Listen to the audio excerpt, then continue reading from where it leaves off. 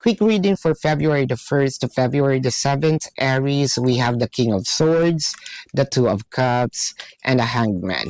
So parang medyo naging shaky itong relationship natin, no, nito mga nakaraang araw or nakaraang linggo or buwan, no. Pero ngayon, parang natututo na tayong mag-adjust, maging calm, no? Hindi dahil sa walang nangyayari.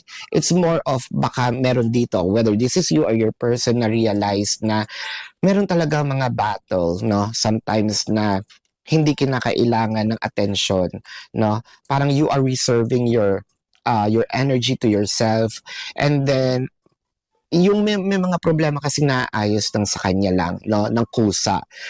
Hindi na kailangan kasi habang sinusundot-sundot mo, no, parang lalo nagdudugo. Parang yung sugat, no, parang ito yung sugat na hindi mo kailangang, kutkutin.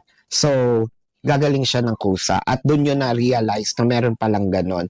So, ito yung part na yung strong foundation, no, dahil kumukonte ang inyong away, kaya nagkakaroon kayo ng time para magkaroon ng quality time together. So this is your quick reading, Aries, for February the 1st to February the 7th.